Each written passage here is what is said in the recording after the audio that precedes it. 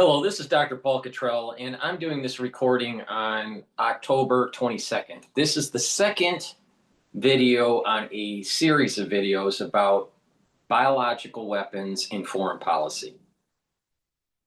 This video is going to be focused on the rapid computational power of AI and how bioweapons can be created in the context of Stargate.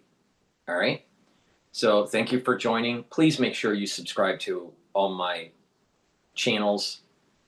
I have multiple channels on YouTube, Brighteon, Bitchute, and Rumble. All the links are in the description of this video. Please click those links. And if you like the videos that I do, please help support the work by donating. You can donate through Stripe, PayPal, or buy me a coffee. You can be a paid member to my Patreon channel or Substack. All these videos are for free.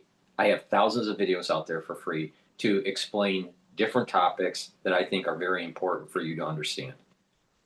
All right, let's begin. This video is going to be dealing with AI computation and the speed of computation. So let's step back a little bit and just look at the historical context of machine learning and computer computation in helping in the sciences, especially the biological sciences. So I'm not going to do a comprehensive review of the history, but just cursory review of the history.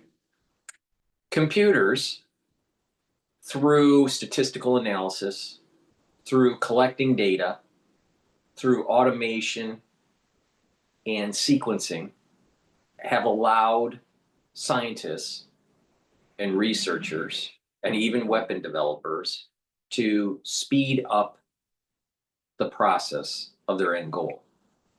In terms of researchers, their end goal is to understand a certain process. Or a scientist is trying to create a therapy against a certain disease. So you have machines that have automation that can add or sequence or analyze large sums of data. On these chips, these microchips, right? They are fed into a machine, right? Like next-gen sequencing, for example. Or if you want to do a some sort of some protein analysis, you can do an epigenetic study. So there are different things that you can do through computers and automation, right? Back in the olden days, Sanger had a sequencing system that was very slow and used gels, right? And it was a very slow process, but it was one nucleoside to another nucleoside, and you eventually get your sequence, right? Fast forward to automation, and it speeds up the process, especially with what is called the shotgun method, and through computer computation and analysis, it can take these pieces that are broken apart and then create a map of what the genome is. All right, so you have things called, southern blotting, western blotting, northern blotting. All right, southern blotting is more DNA, northern blotting is RNA, western blotting is the proteins that are created.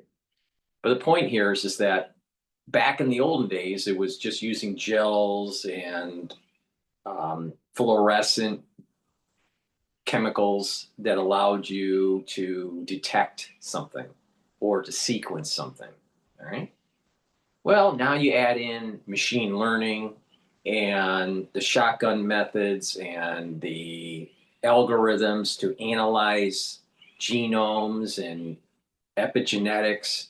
When you start doing that level of computation, you are building up a lot more understanding of the database that has been generated, and you can create larger databases with the automation. All right, this is all before Stargate. Stargate is a recent endeavor to build these large data servers to help with scientific discovery. All right. So you have these machine learning algorithms. Algorithm. A-L-G-O-R. Hey Siri, stop. So you have these machine learning algorithms and higher level artificial intelligence models that are focused on a particular area of study. Maybe it's cancer genomes of a different type of a cancer, or databases that are dealing with different chemicals that respond to different receptors in the body. Are they antagonists? Are they agonists? So there's a lot of data that's being created. All right. This is all pre-Stargate. And there's different databases that a researcher can go to, like a cancer database, where there's a plethora of genomic understanding. There are tissue samples. There's different receptors that affects what's the shape of the fusion proteins. There's lots of data out there if you want to look, right? But the thing is that because there's so much data, it's hard for an individual to understand the totality of the data. It's like going to a library and, as an individual, knowing that you don't have all the time in your life to read all the books in the library.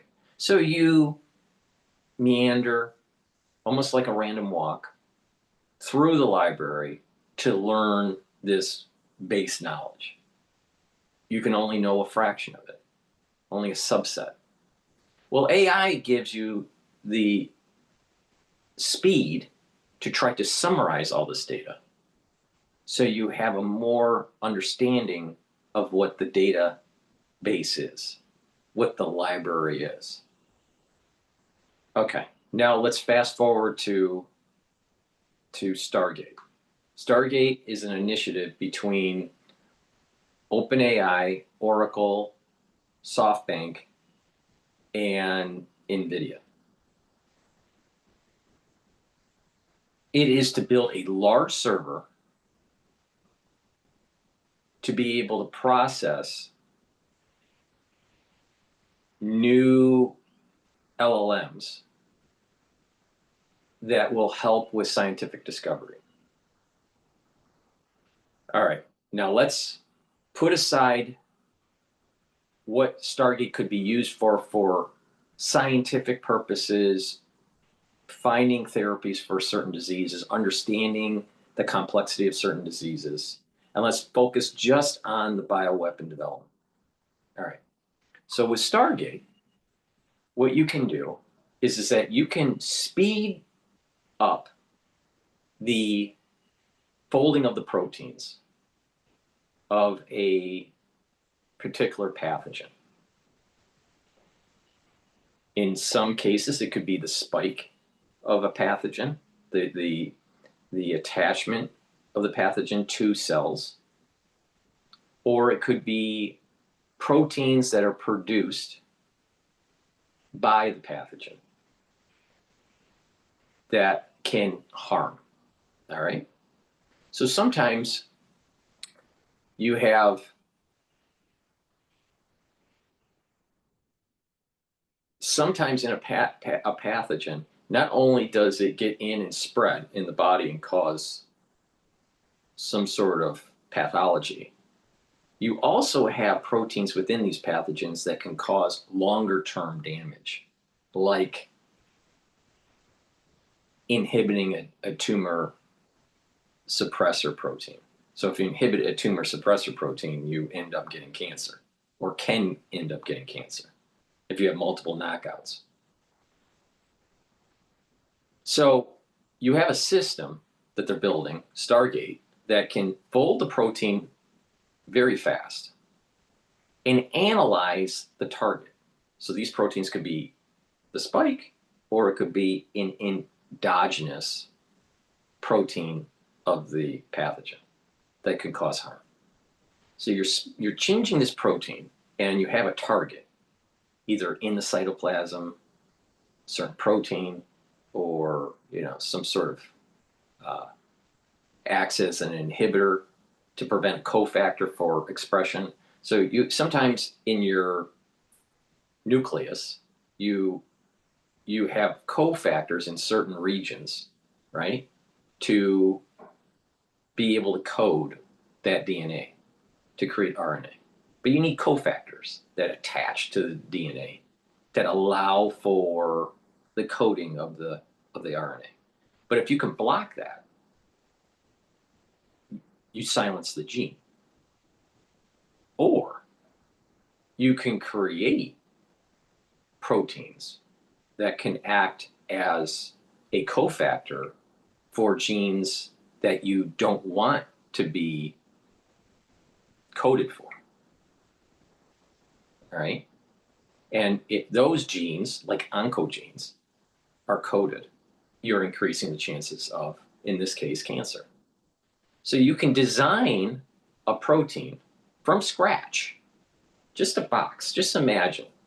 So you have, let's say in the case of coding for an oncogene, all right? And your body typically has it silenced. But let's say you can create a protein that acts as a cofactor to allow for the expression of the oncogene, the cancer gene, all right? So Stargate has let's say a ball, all right, or a box, but a ball. And that ball has small little spheres, and each sphere is an amino acid. And it's just a base template. Stargate can take that base template that doesn't do anything. It's just a ball of a string of different amino acids that in nature doesn't really exist, but in silico it's in existence. And what it'll do, and let's say the shape. Stargate has the shape of the DNA. Your DNA not only is a sequence, it's a shape. There's a topology. It knows the shape of the region to code for the oncogene. And Stargate will take the ball that's just a bunch of amino acids, let's say 1,000 amino acids in this, just as an example. And it will come in and try to find a fit. Now, at the very first iteration, it has no fit or a very weak fit. And then all of a sudden, it starts to change its shape, right? And does another iteration, changes its shape, it gets another iteration, it gets closer and closer to a better fit. And not only a attachment, but also a pull. So it can rapidly change the shape to a target. So after, let's say, 1,000 iterations, it has a shape that could act as a cofactor to code for an oncogene, produce cancer, all right, or increase the chances of producing cancer. In addition, because of the speed of this, it can take the shape and instead of, sometimes cofactors are a complex. So you might have a complex of proteins. So now imagine 4 balls, right? You got 4 small balls, and they are working together to fit into a region as a cofactor to allow for the gene to be expressed, in this case, the oncogene. So what will happen is these balls will change, and they will end up in silico in the computer, knowing what the configuration is for them to work together to act as a larger complex to be a coding cofactor to allow for the oncogene to be coded. To do this with the current computation would take a lot more time. Can it be done? Yes. But with Stargate, it's going to be able to do it in a much faster way. Right? Could you do this in AlphaFold? Can you do this with Haddock? Yes. But you're talking to be able to take something from scratch, just a random ball of amino acids with that are like maybe 4 of them, and you're creating a complex. You're talking about iterations and testing in silico, just in silico. You're talking about months, if not years, maybe a year. All right, to start with nothing, randomize it to be able, and then to take that information and to test to see if it actually works in the real world. So you have to verify it. It's called experimental validation. So you do the silico shape, and then you do the experimental validation. But to do that with the current technology that's available to researchers, it would take months, if not years. All right, maybe a year or two, but definitely months, depending on how big your team is and how much parallel processing you're doing. But in Stargate, what they're developing is that you're compressing things that are taking months, if not years, to do in weeks or days. So once you have the shapes of the complex to generate the oncogene, then what you have now is a protein complex that could be inserted in to a pathogen. And that pathogen can be tested in the laboratory to see that if it does code those oncogenes for certain human tissues. And if it does, then what you now have is a pathogen that codes for those proteins that leads to cancer. Now, yes, you could use Stargate in a way to be able to fight cancer. You can create, for example, I'm not going to go into too much detail, but most cancers, because of the instability of the genome, the genome starts to break apart. All right. And when you look at a tumor, you actually have multiple genomes. And this is the reason why you have to do multiplexing, next gen sequencing type stuff.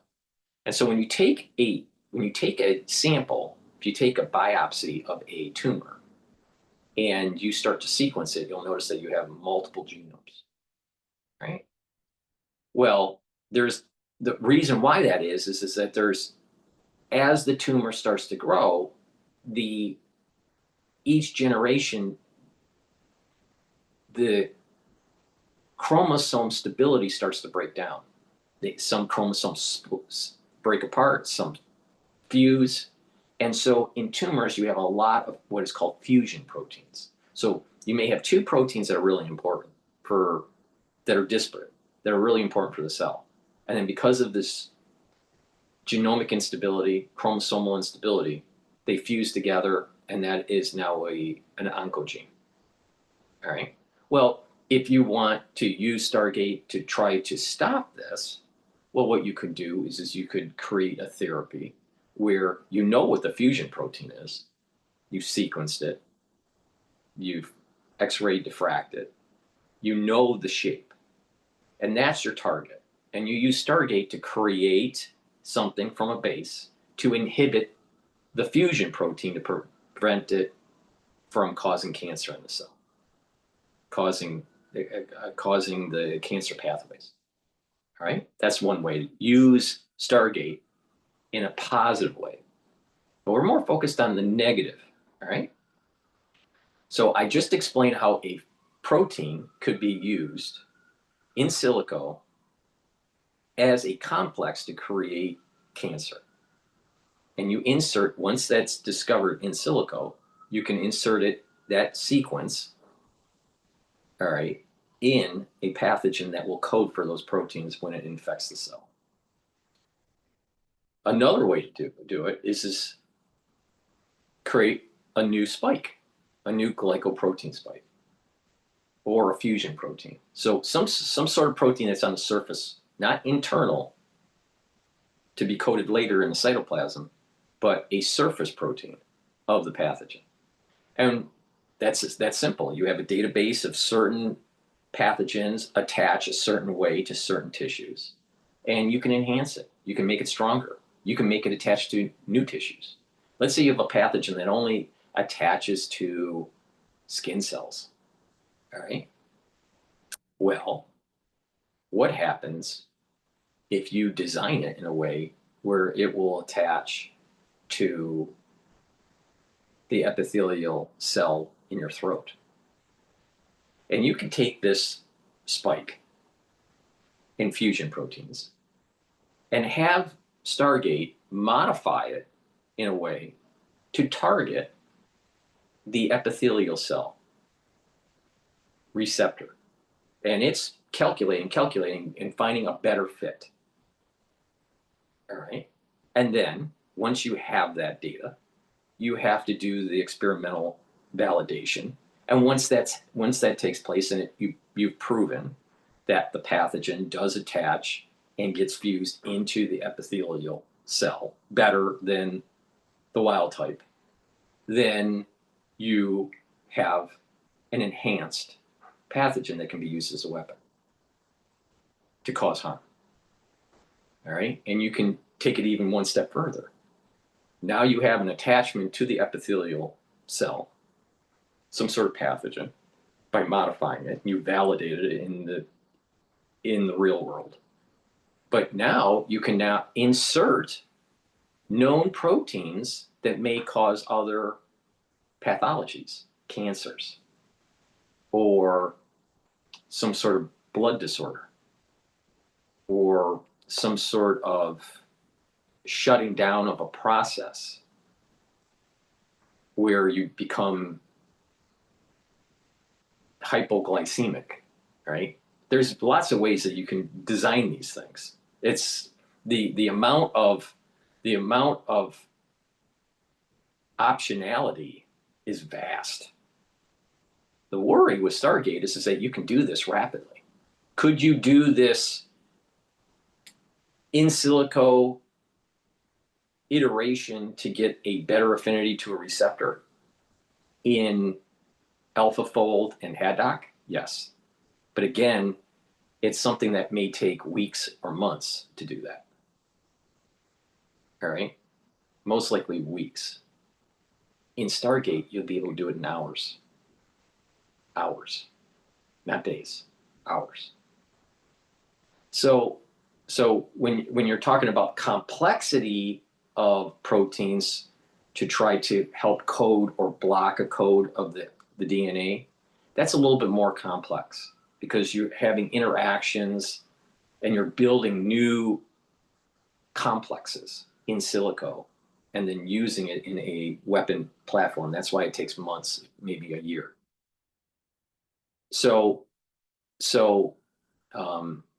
But when you're talking about just modifying a known sequence on a pathogen for a fusion protein or an attachment protein, and you know the shape of the receptors or the shape of the receptors that you want to add affinity to.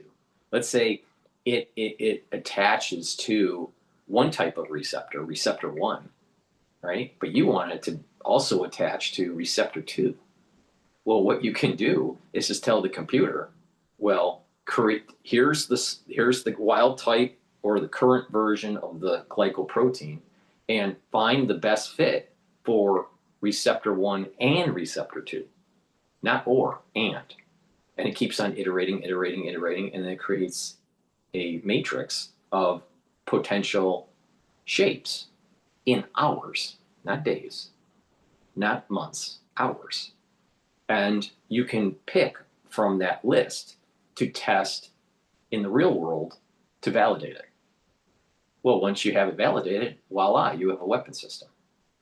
Now, that's for offensive weapon development with Stargate. With defensive weapon development with Stargate, what you can do is now use, let's say you know that a pathogen has been released on your population. You've isolated it, you've sequenced it. You know that it is a certain type of pathogen based on a large library that has been developed. Assuming that it was a current known pathogen and that it's just been modified. There's two types of examples here that we'll go through. One is modified, that's a current pathogen that's known, versus something that has been 100% man-made. We're at the point where we can create our own viruses. We're at the point where we can create our own bacteria. Not just modify current bacteria, make it from scratch. Okay, so, all right, so now Stargate could take this data that's been sequenced of it and analyze it in a database, and it says, okay, it's this type of pathogen. But it's, you know the differences. You know what the base template is, and you know the current sequence that was released onto your population. Now, if you take that data and that difference and hone in on what is really adding to the spread of this pathogen. Why is it more virulent? Why does it have a higher affinity to certain receptors, right? Once you kind of like notice the differences, you'll easily determine it's targeting certain things, either internal to the cell and or something to do with the surface attachment or fusion proteins. Once you know that, then you isolate those proteins from this new bioweapon pathogen that's been released on your population. And once you've honed in on the different proteins you want to try to target, then what you can do is that you take that protein, let's say a spike that's been modified to attach to different receptors. You can take that protein and you can create another protein from scratch, right? So you have the spike from the pathogen that was released on your population, and you have a base protein that doesn't really exist in nature. And the AI is going to modify, attach, and find a way to be able to inhibit that protein. And once you have that shape, then you validate it. You make this protein in E. coli, produce it, purify it. You have lots of this protein. You have petri dishes of the different cells that this pathogen attaches to. You've infected those cells with that pathogen. All right. So you have in the extracellular matrix, you have the virus or pathogen, and of course you do control experiments too, but you add this protein into that dish and you see if you can slow down, if not prevent, the attachment. And so what this protein's doing is acting as an inhibitor onto the protein. Now the question is does that protein cause adverse reaction to other tissues, not just inhibit the pathogen? Another way to do it that's just a protein. Another way to do it, and I've mentioned this in the previous video, is to create a shape that is like an antibody. So you use a basic template antibody shape that looks like a Y, and you have the AI figure out what that antibody should be to block it.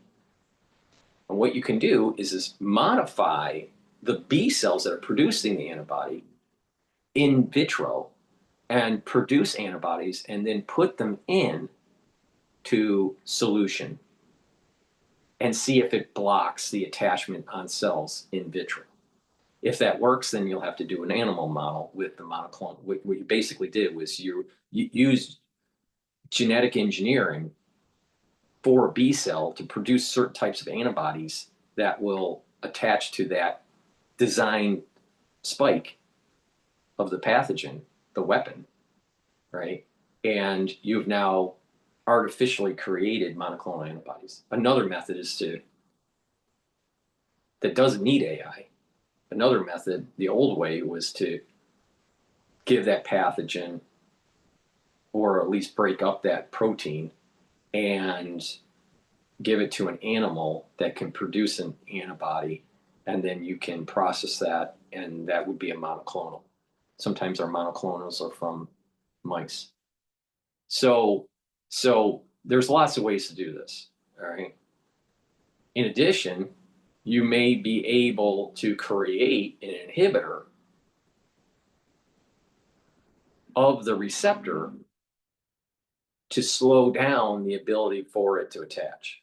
So you have a receptor, you have the pathogen, it wants to go into a receptor. Well, you can create a molecule through AI, Stargate, that goes into that receptor with more efficiency than the actual pathogen, and therefore you can slow down the infection in the body. The problem with that is that there's usually a lot of adverse reactions when you do that method. All right. Another thing you can do is just have the AI once you know all the proteins of that pathogen through knowledge that has been gained years ago. The AI can try to inhibit some of those proteins once they're coded in the cytoplasm, and you use that as like an antiviral type medication. So there's lots of ways to use Stargate as a defensive method to be able to prevent a country or a terrorist group or even a lone wolf to cause harm with the development of a bioweapon. But Stargate, the point here is that Stargate can do this rapidly. Can you develop these things in just current AI capability right now? Yes. With current biotech,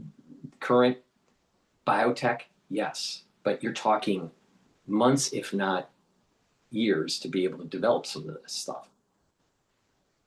Not hours. Stargate will be able to do this in hours. Now, the benefit is that you'll be able to figure out a solution if you've been hit by a bioweapon. Also, you can figure out a solution to the offensive bioweapons that you're creating quickly. And you can develop bioweapons quickly. The added benefit is that you can have scientific discovery much quicker too. But the point here is that there's a barrier of entry that's very low. That if you have the know-how, if you have the biochemistry know-how, medical know-how, the biotech know-how, the tools, the AI tools will just speed up the process. So the barrier of entry to create a bioweapon is much lower than nuclear. It's easy to look up online or even read nuclear weapon textbooks, how nuclear weapons are made, from the mining all the way to deploying the weapon and the guidance system. This all could be learned, but it has a very high barrier of entry. Mining and centrifuge is very costly, and it takes lots of time. And you need industry, and you need plants, and you need a larger footprint and more people with specific know-how. When you're talking about Stargate, when you're talking about just AI in general, the ability to do this is much lower. Now, some people, the ability for the barriers of entry, let's just say, are much lower. So there's going to be more people that are going to be able to do nefarious activities compared to ones that have nuclear weapons. That's the point I'm making. So with Stargate, some people would say, well, if you're using their cloud, they'll know what you're doing. And they'll know that you're developing some sort of weapon. Yes, that's true. But when nation states build these types of systems, there's going to be an arms race in biological weapons. And this is why it's biological weapons in foreign policy, because it's about an arms race between China and the United States and other actors, Russia. But I think the two big ones are China and the United States. And there's going to be an arms race with this. They'll create their own Stargate while we're creating our Stargate. And even if their Stargate's a little slower. So instead of hours, it takes a day. But the point here is it's rapid. It's rapid. And you can design something totally new. All right? Now, before we dive into a little bit of the new stuff, the brand new pathogen type development, can you do bioweapons in the current AI technologies? Yes. And people would say, well, if you're doing that and you're creating new proteins of a pathogen and having them dock with a certain receptor, they'll know because you're running it in the cloud. You can run these things locally. Now, again, when you're running it locally, you have to have more powerful computers. But it's not out of the realm of possibility to have. With a little bit of money, an average home could crunch the data. All right. Now, would it take a little bit longer to create instead of, weeks or months? It may take a year. Yeah. But the thing is that computational power for this, just with simple tools like AlphaFold and Haddock, and understanding biotech and recombinant engineering, the barrier of entry to create a pathogen is very low, very, very low. All right. So, okay, so you have that. So you can do stuff locally and you still can have a lone wolf. You can have a terrorist group that does stuff locally and they'll have a little bit more resources and they'll be able to speed up the process. Nation states will have the resources to make systems like Stargate. Can bioweapons be made with AI now? Yes. Absolutely, 100%, and it's being done right now. The question is, how many nation states are going to create Stargates that will speed up the process and lead to a major arms race? And the more of these pathogens that are created, when doing the experimental validation, when upscaling for production, higher probability of leak from their laboratories or production facilities, and a higher chance of miscalculation to use it. So I'm very concerned about the usage of Stargate in terms of making biological weapons. Now let's briefly talk about this concept of creating a pathogen from scratch. We have all this knowledge about different pathogens, pox viruses, HIV, respiratory virus, right? So, hemorrhagic. We have lots of data on different types of pathogens. Fungal, bacterial. Just imagine designing a brand new bacteria, and when ingested through eating food, it destroys your gut biome and you die within 15 days. All right, let's just use that as an example, where you create a new pathogen. So you decide you want to create a pathogen that a bacteria that mixes bacteria 1 and bacteria 2 together. All right? You want it to be something brand new. All right? So not just recombination, but something brand new. So like recombination would be it shares some genes from one bacterium to another and it's enhanced, right? But it has similar features, right?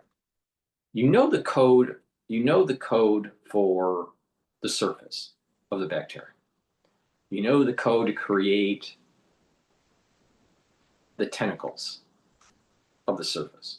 So you have the surface membrane, you have these different molecules that are coming off of the surface that could activate a toll-like receptor, TLR. But you can design it in a certain way where it circumvents the immune system from detecting it. So it thinks that it's an okay pathogen, that's something that should be in your gut. So you design it to be that way. But once it starts to grow, right, there's a signal, some sort of signal, like where a certain population gets to a point where it starts to create a protein that actually does harm to other bacterium. It enhances the growth of this new bacterium. And when you destroy your microbiome of these other bacteria, and it's only this new engineered bacteria, you'll die. You have to have a healthy gut biome to survive. If you, for example, if you totally destroyed your gut biome through radiation, you wouldn't survive for very long, right? Even if your other tissues are protected and you just destroyed your gut biome, you need that gut biome to survive. So you can design a bacterium that's never been in existence before by taking bits and pieces of lots of different bacterium, let's say you're just taking bits and pieces of 100 different types of bacterium and you're putting them together. You're using the AI and you're giving the constraint, take certain genomes of these bacterium and construct it in a way where it is in a new bacteria. And that bacteria will destroy the gut biome. It's designed to destroy the gut biome. And the AI has a database. Now, this type of building up would take years in terms of computation and experimentation. But once it's built up, once you have a platform developed, it's much faster to do iterations. So to build the first one is longer. It'll take a couple of years. But after that, you can do the iterations in weeks to make a usable pathogen, right? So once you build up this, you're trying to build up a scaffold, what I call the scaffolding, the base organism that's never been in existence before. But you give the AI that it has to attach to the gut lining, has to work in a certain pH, which is, certain areas of the gut. It has to fly underneath the radar of the immune system, either the innate immune system or an adaptive. And you want it to create a molecule, a protein, let's just say, a substance that will kill off other bacteria after it reaches a certain growth level. So it's called quorum sensing.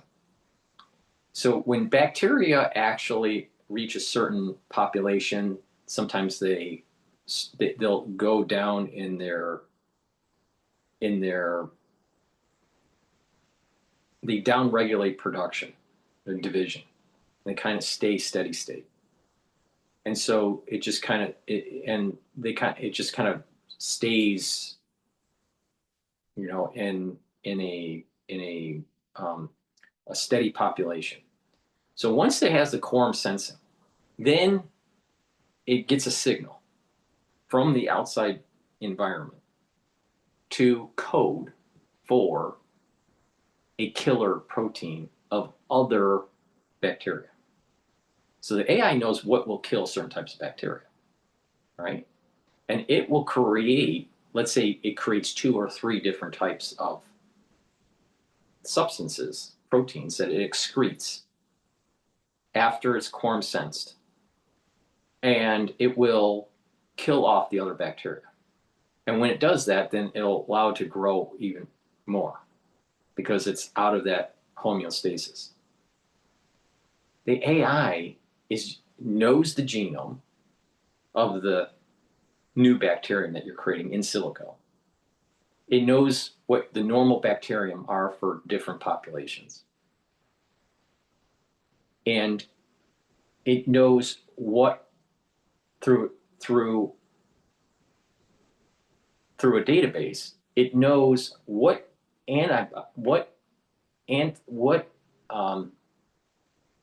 bacterial sites are available and where they attach to kill certain types of bacteria. And it creates a couple, maybe 2 or 3, maybe 4 substances within this new bacterium that the AI is creating. And it's finding a protein that will be excreted out of that bacterium to kill other bacterium. And when it does, then it'll start to grow out of control and kill the body. So the AI is taking shapes and finding ways to kill the most bacterium other than the new bacterium that the AI is trying to keep alive. Right? So the logical rules, the constraints for Stargate would be create new bacterium, create 3 substances that will kill off most of the bacterium or all the bacterium other than this new bacterium. So it'll keep on creating a shape and finding if it will kill off certain types of bacterium and what the percentages of the kill are. And you pick the best one to allow for it to get out of quorum sensing and then allow for this rapid expansion of this new bacteria. Right? So this is an example, a crude example of being able to take something from scratch, something that's never been in existence, and having it produce something that will kill the microbiome. Right? So the AI creates a unique cell wall that will not elicit an immune response. It has quorum sensing capability. And once it reaches that quorum sensing capability, then it will produce these proteins that the AI figured out to be able to kill most, if not all, of the other bacteria in your gut biome. That's just bacteria. You could do stuff like this with viruses, where you can say, start from scratch a new type of envelope, a new type of spike that attaches only to, I'm just using an example, only to neurons, and code for it to be a retrovirus. So it goes into the neuron and it gets integrated in the genome. And you have it designed in such a way that after a certain cellular response in the neuron that's unique to neurons, it codes for the virus to spread around the body. And when it spreads around the body, not only does it affect the neuron, but it's designed to be able to affect other parts of the body. Brand new pathogen that's never existed. And the AI can be creating this. The AI can create the protein, what that shape should be, what the code should be for that. to be structural, what the spike should be in the fusion proteins for just neurons for that first level of infection. And then what the code should be for the retrovirus and the integrase. So you would have a reverse transcription, reverse transcriptase and an integrase inside this new pathogen. And it infects. But in the code, it also creates a new protein that will help the pathogen, once it gets activated, to be able to spread around the body and maybe affect the liver, okay, hepatic cells. I'm just using this as an example, but the AI knows how to create this because of the speed of computation. A human can do it too, but it may take years, if not decades or centuries, right? Let's just imagine that you can manipulate proteins, all right? And you have a spreadsheet and you're doing random mutations in a domain region that you know for that spike and that particular receptor, and you're doing trial and error and making lots of different proteins to test to see in a petri dish which one will attach to those cells the best. But that's what AI is doing, but in seconds. It's modifying the protein, the sequence, creating the shape, and finding the attachment. And if it's good, it will put it on the list of test this for experimental validation. That's where Stargate is. That's what they're building. That's what it is. That's dangerous. Very, very, very, very dangerous. All right. Now, I'm using the example where it's taking it from the standard workflow from AlphaFold to Haddock. AlphaFold, modify the sequence, fold it, test, all in silico, and then if good, then if you have a series of maybe 5 shapes, test through experimental validation. But these AIs, especially Stargate, could just know the shape of the target. Let's say a receptor. It knows the shape, and it automatically, instead of through iteration, it automatically takes the negative space. So a receptor has positive space. The shape of a C is a positive space, but it also has a negative space. Well, if the AI knows the negative space, it just takes the negative space and creates a sequential series of amino acids to be that negative space. So the speed is going to be even faster. So there's 2 ways to do this. Create a protein through negative space, or create a protein through mutations of the code, reshape, and then test for the doc. There's 2 ways to do this.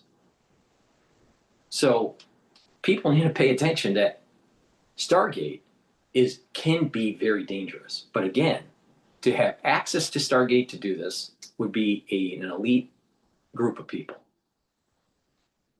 And they would know what you're doing. So state actors,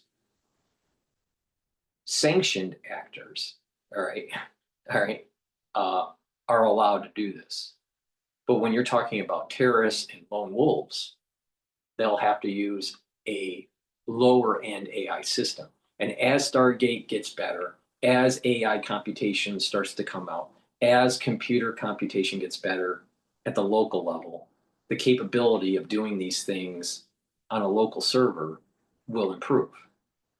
Can you make a bioweapon with the current AI technology locally without using the cloud? Yes, it's already been done. Secondly, will it get faster for development at the local level? Yes. And so it's going to speed up. Now, will it be as fast as Stargate? No. So what normally would take hours to do in Stargate, if you're using current technology, it's going to be taking months, if not years, to do. But the thing is that once the scaffolding is designed, once that base pathogen is created from in silico guidance and then creating it in the laboratory and validating it, then it's easy to modify. You can modify it through just normal serial passage with no silico guidance and just use animal testing or in vitro serial passage. Or you can use AI to do it. That will help to speed it up, to get a better attachment for the fusion protein and the attachment protein. So hopefully you understand what I'm saying here is that computational speed leads to a arms race to making these bioweapons. But it also speeds up the ability to create a bioshield. So thank you for listening. Please help support the work that I do by going to my website, the-studio-reykjavik.com, and get the great products that I offer, and help support the work by donating. You can donate through Stripe, PayPal, or buy me a coffee. You can sign up for my Patreon or Substack channel. That also helps support the work that I do. Again, I put all my videos out there for free. Thank you for listening, and have a nice day.